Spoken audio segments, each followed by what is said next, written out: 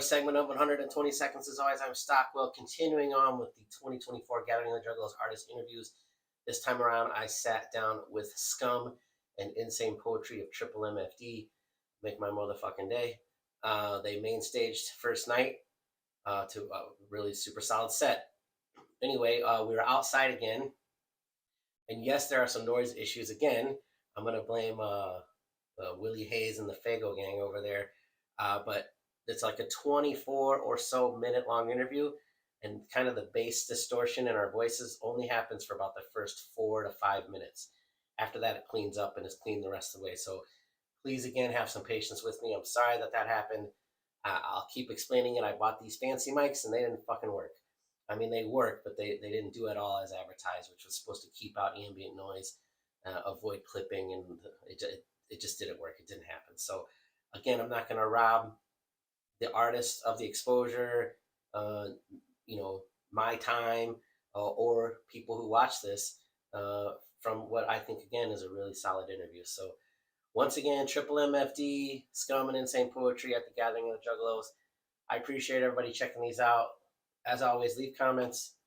Aside from the mics, I've heard enough about the mics, I know. If you got, any other pointers or how you're feeling about these interviews, I'm all ears. I'd love to take some criticism. So until next time, thanks, everybody. All right, welcome back, everybody, to another segment of 120 Seconds. As always, I'm Stockwell. Here we are, day 3 at the Gathering. I'm sitting down with Triple MFD, Make My Motherfucking Day, Scum, and Insane Poetry, or Psycho of Insane Poetry, depending on when you met him. Yes. Yeah. All right, so with those balloons, you can go to Tom Woods the float. All right, so as again, you'll catch all the ambient noises what we got going here, and as always, I do these in one take, so whatever happens, happens.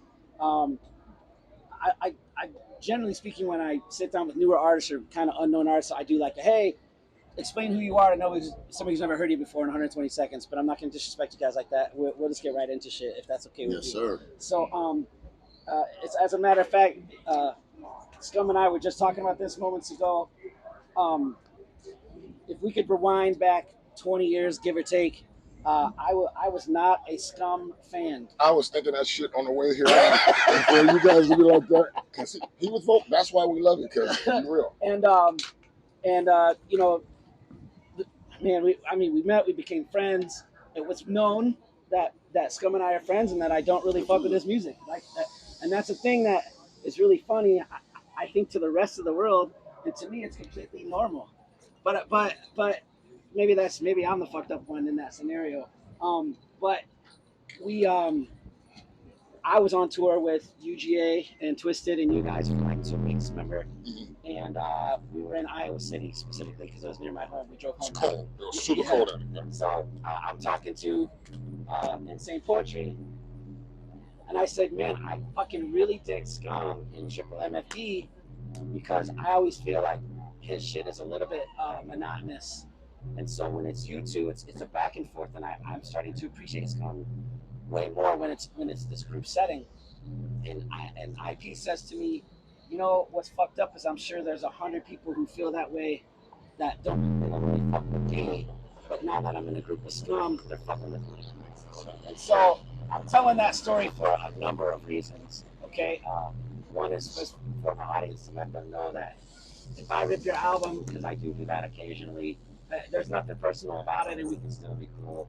And I'm just trying to be truthful and honest, because it's just, I don't know. Oh, you're trying to bring the best out of artists. Also that. But the other thing is that you guys, each of you, right, are so fucking humble and have put your egos aside on 1,000 levels. And I think that that's a testament to the longevity of LSP. So it's not a question at all, is it? I just really wanted to put that out there. In front of that's people, good. In front of the camera, in front of everything else. So, with that being said, I think it also says a lot to how many artists you have, and you do have a little bit of turnover, but not really. Corporations have turnover. Right. But at LSP, artists tend to stay for long periods of time, and like I know if you call Liquid Assassin today, it would be a genuine conversation, right? So it's not like there was any hurt feelings when he went and did his own He thing. fulfilled his contract and then he retired after a while. Right. So I guess the question is that what do you think is the reason for the kind of longevity and the low turnover rate at LSP? Like the politics, desire for everybody to do better and shit. Like, we don't have a weird policy that a lot of labels do where, you know what I'm saying, you can't be the biggest artist on the label if you don't, you know what I'm saying, if you're not the founder of the label and shit. I want all my artists to outsell me and outdo me and shit so I can fucking kick back and do less work. Right. You know, fucking. Do you have any examples of that? That was a joke. That was a joke. I do, but I won't answer that question. All right. So, speaking of LSP as a whole, you guys just signed Lex. So I'm just gonna ask straight up, like, what's next for him? He's working on, you know what I'm saying, a full-length label, releasing shit, but rolling out some singles, some videos and shit, and then releasing. I see the life is. Yeah, you made it. Jesus. Nice. Unprofessional ass Scotty B. As if a guy interviewing somebody outside of the camera. Yeah, he's doing his bare things. All right, now focusing on you two. I just wanted to show the LSP love. I have so much respect for what you do, and I have for a long time, and you know that. And the club, the whole thing, right? Like it's fucking awesome. So, but focusing on Triple MFD. Yes, sir. What is next for specifically you two as a group? This fall, we're getting together and knocking out the fucking next record. We got some weekender dates, I think probably like 7 or 8 that we're gonna do before the end of the year. We still have the float, we still have Gorefest, we still have Jaeger Slam and shit, but other than that, you know what I'm saying, we're going to get together because all the Triple MFD records except for the first one are written together rather than remotely. Right. So we're getting together this fall and we're knocking out new Triple MFD and then shooting for a winter tour. Okay. We've shot videos to upcoming songs, so yeah. Okay. Knocked out some singles, but it's time to just like really Right. come and knock out this fucking next album and keep it moving. Right. And it wasn't something I wrote down, but something I was thinking of on the way over here. And you just said it. Where you guys did the first one, the first Triple MFD. Remotely. Yeah, and I said it, and then you put the second one out, and then you came to my place to play a show, and you were like, "What'd you think of the new record?" And I said, "Man, that one sounds way more like you guys got together, and the first one sounds like you." And you were like, "Dude, how the?" We sound That's like, what it was. Like, we yeah. sound like two individual artists that didn't have the chemistry to make. Correct. We did a record, but it didn't have the cohesiveness. It was a collab record. It was just a collab record. It was a lot of collabs. We've done a lot of songs and we're like, hey, let's do a CD and shit, you know, but it was still, he wrote a 16, I wrote a 16 and shit. It's, you know what I'm saying? It was more features for each other. And then everything from Unsubs on is back and forth written together. More collaborative. And what you going to end this line with? Cool, I'm going to pick up right there, Right. you know, Okay. improvise. It's more creative rhyming, bro. Like, it's not like, it's like I'm trying to figure out not just what he's saying as a topic, but how he's designing the lyrics so I could feed off of what he's doing and take. How he's doing it. Yeah. And Okay. I might take the last push each other word to of do better and Right. shit with every I record. may take the last word or a few words of his the last ending bar and start my bar with To the flip it off of that. multi-syllable Yeah, I and got keep it moving. Okay. Now to focus individually, what is next for Insane Poetry as far as a music release or what have you? Well, as far as right now, I got a mixtape that just came out right now called The Summoning. So, something I didn't know before I wrote this question. Just so Okay. you know. Came out at the gathering. It's a mixtape and stuff like that, but it's just something for me while I'm working on the next commercial release. I always thought, man, when I do collabs and when I did Grim Reality, you didn't know anybody on it. Not one, you didn't know anybody. Oh, well, right, yeah, I like that right, because the record, if it works, it's not based on somebody's name or you brought them in because they had a name. right. I didn't have that luxury, Okay, you know. So, in doing this for all these years, I'm like, these dudes want to get on, you know what I mean? And I remember people wouldn't let me on.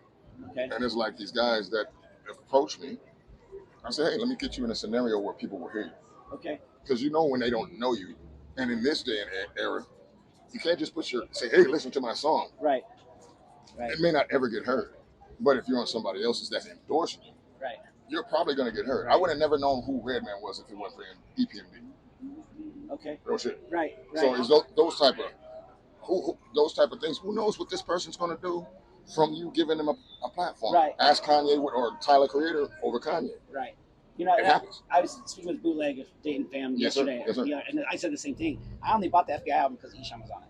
See? So like I And you knew discovered that. I knew of Dayton Family, but I didn't really know him. Until You know what I'm saying? you And then I bought the FBI album, and that, It's fire. as most of us know, that's a front to back kind of. Right, right. Right, it's right up there. I mean, it's that's No, really fucking good. So yeah, absolutely relatable. And then I will just say also that is why when I'm trying to back somebody, whether it be financially or not, even if I don't have financials, just so you guys probably know this by now. That's why I made the introductions I did to you yesterday. Right? You know what I'm saying? So for that type of reason, because as a fan, I want to see that kind of shit happening as well. Right, so, right. Absolutely. So, all right. The rumor was that you were done touring. Who said that? He wouldn't say that. He's gonna be the first one pushing. I'd be mad. He'd be a Superman. All right. I said I was done 2 years ago with doing the gathering until the love came. Okay. I've been coming up and down here for Okay. a lot, and it's hard to be an artist and not receive what you think you should. And not it's humbling, but I felt You the make an way. angry face at me. It was humbling.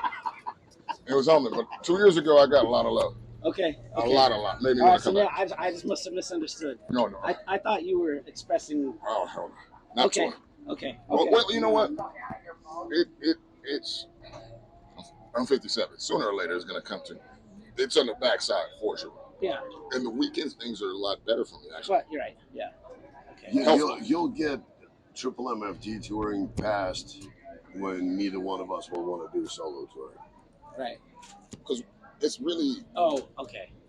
we're both the ones, and on the solo runs we have to pace ourselves more because Right. it's just No, I us. understand what you're saying. Okay. And as you get older, Okay. shit start looking crazy. So more about IP solo that more so than Triple MFD. 100%. Okay. All right. And then we'll focus on Scum, the next Scum project upcoming. It'd be Omnicidal. The album was pretty much done. Okay. I didn't. One of the songs we did, one of the songs we did. Have over 30 songs completed for that record and shit. The only reason it's not out right now is because Anti-Human recently dropped. I still got to do some touring for that record. Right. Okay. Right. Probably end up dropping it late this year, early next year, but it's a very dark, very bloody album. Anti-Human had a lot of personal and depression, and you know what I'm saying? This one is omnicidal. Everybody dies. And people are going to enjoy it. If you're into that fucking mass murder shit, it's going to be right up your alley. All right. Yeah. And you feed your fan base now. Everybody's like, not everybody's gonna like it. You gotta be cool with that. You gotta nurture the people who really fuck with you, and you shouldn't switch it up too much or go too far out your realm of that. I've seen artists go a little bit too far from their realm as an experimental thing, and fans will talk shit. Yeah. Offer it. They're just like, oh man. And as artists, you kind of have to know that could be a scenario. You might think that shit's fire when you're out of the studio, pumping it all day, and it's not received. If I'm buying a Cannibal Corpse album and shit, I expect fucking brutal death metal that I want to punch walls to. Right. And if it's the best R&B album that ever came out, I'm gonna shit on it. Right. Because it's not what I expected and what I wanted. Right. Not to say it ain't the best R&B record. No, I know. Again, it's a conversation we had yesterday. We were talking about Q Strange, where he just felt so like pigeonholed into horrorcore that he couldn't let go of doing. And then when he decided to not do horrorcore anymore, he disowned it instead of just like, in my opinion, which I do think Strangeland is his best album. And that was where he was doing hip hop when he felt like it, and horrorcore when he felt like it. Yeah.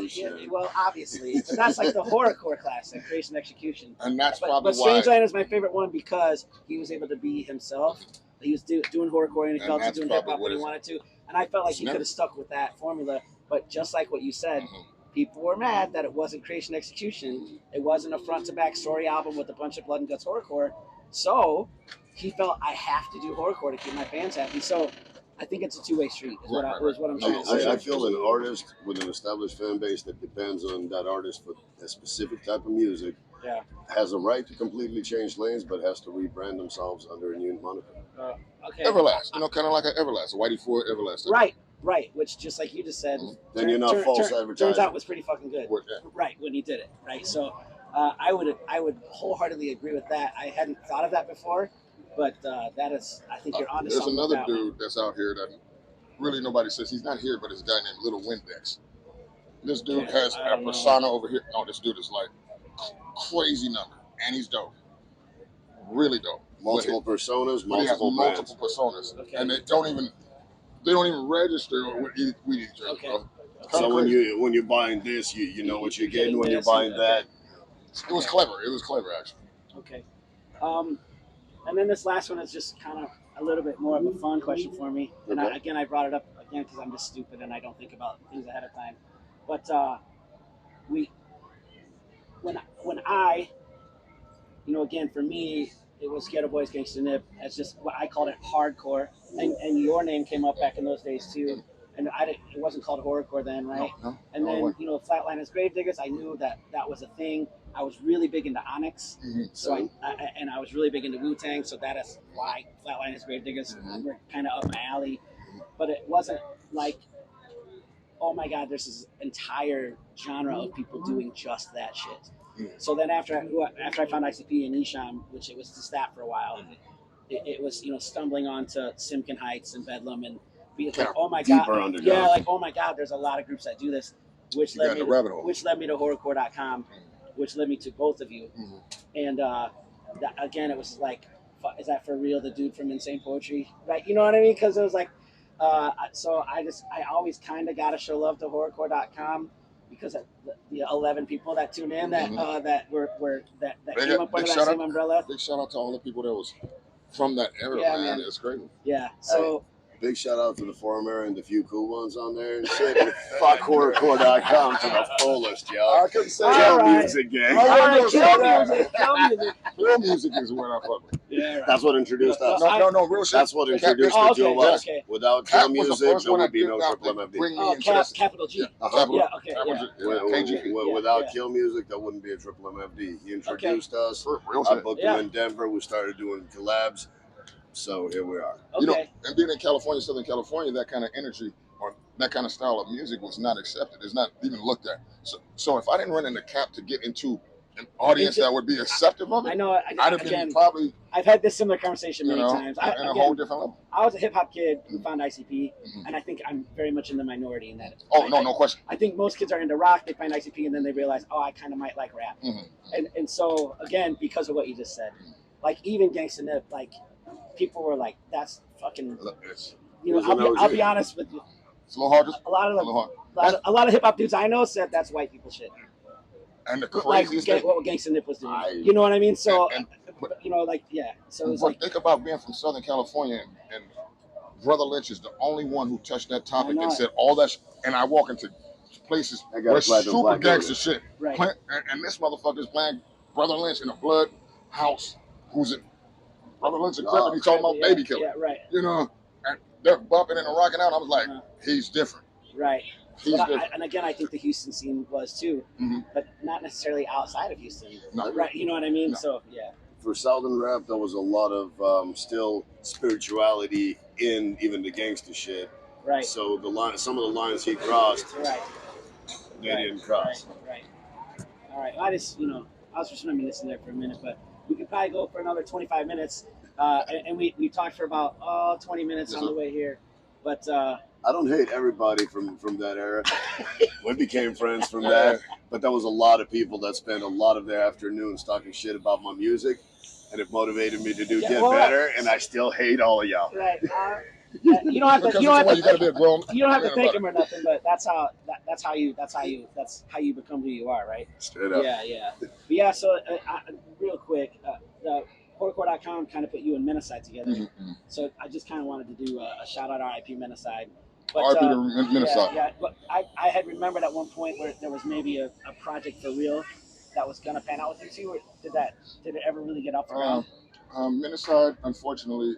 If you really know Menacide, and I know you do, and I don't want. I really don't like answering these questions because I have to expose. There was some some differences. I know. And I'm not a person that gives anybody that energy. You guys know me. You know I'm sweet to everybody.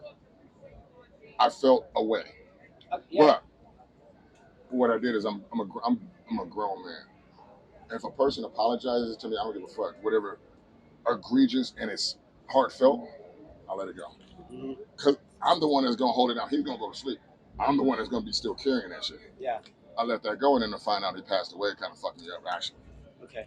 Fucked me up actually. Yeah. So I definitely didn't. And he said some fucked up shit about it. He did. And it's in black and white. I didn't know that. Yeah. First of all, I didn't know that piece of it. Yeah. But fair enough. He and I did also have our differences, and just like you said, he did reach out and apologize, and we kind of patched things up before the end there. So I can't be mad at it when it's real. So right. So again, didn't mean to take that to a dark place. I just thought we would. I don't mind, because rest in peace to him, because I wouldn't have did a song with him if I didn't feel some kind of energy. No, right, yeah. Real shit. And he had kids. You know what I'm saying? You know, it's way bigger than this shit, bro. Like, I know. we out here rocking out. We do fuck up music, man, but I don't wish death on anybody else shit, man. You know what I'm saying? Like, motherfuckers got families, motherfuckers. They might be a piece of shit, but they kids ain't. Right. So, yeah, I was just curious if there was some audio out there that I wasn't aware of. That was really No, we only got to do 2 songs. The Drop My Life and Drop My Life and the Weed song. Well, that was on his album, right? Yeah, that was on his album. Right, yeah.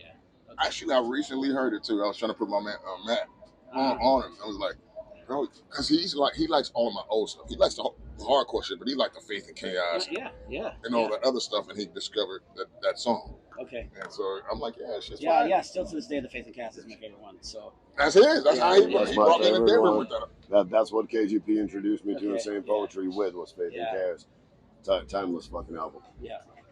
For him. For me? From reality for me. Yes. We all have our favorites. Yeah. That was a different time. Neither one of those on LSP. Well, shit, I didn't know about that. Yeah. What you're saying is my age. What you slide in there is my age. I caught that shit. He's been on LSP for 15 plus years. Right. Oh, man. But no, Now, I only feel old when I get off stage, bro. Or chasing my dog around. All right. We'll do this then before I close out. This will be more fun. I don't want to end on a bad note there. Okay. Favorite Insane Poetry track? Any given Monday? Okay. That's so many, honestly. I'm a big fan of his music, but we were just talking that era, and that's what instantly clicked. I got one that ain't even from none of the notes. And I love it. I think Anti-Human is my favorite album he's ever done. But there's an album, like a 1B, and that song is 5150. That's every time I hear that shit, I go fucking nuts. Okay, so you went back 15 years. See, so for mine, real shit is like, mine are probably really, one might be really obvious for you, and the other for you, I don't think it is, but for me, for you, it's Dinner Served. And it's still to this day that beat is fucking bonkers and cannibal shit. Yeah. So in the early, when everybody thought Stockwell hated Scum days, that was a track where I was like, oh man, this one's good. I love this sound here. Yeah. And then for you, it's believe it or not, it's 6.6. Oh, well, it was a skit. Off of Faith and Chaos. When you. Okay, it's going into the song. Yep.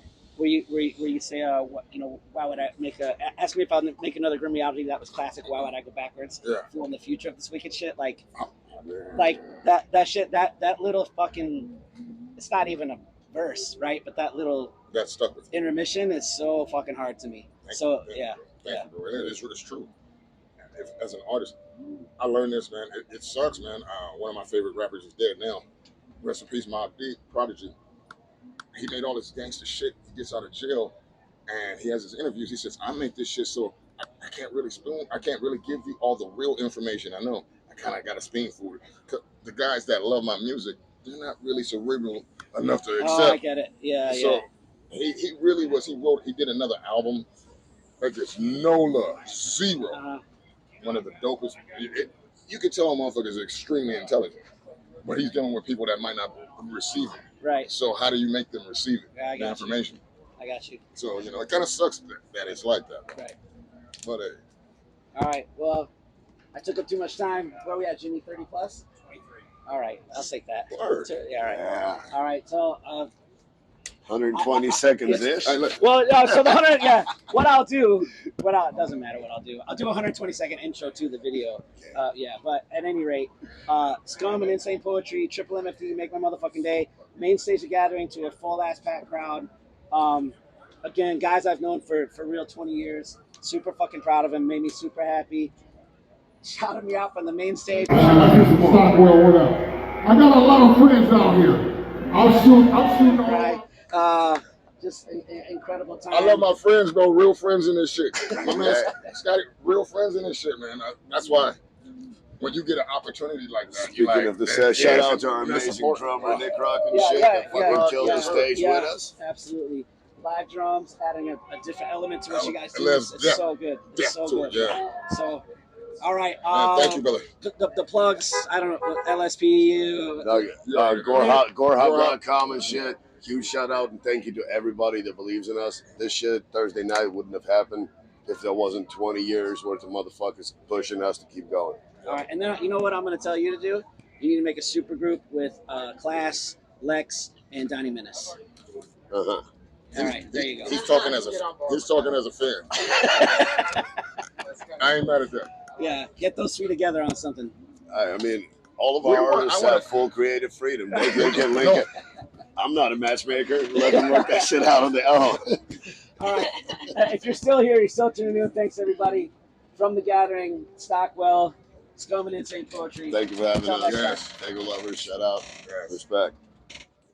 Dago lovers for life. Yeah, I don't go there. Right. I don't fuck with them anymore. I used to like them, but I don't fuck with them.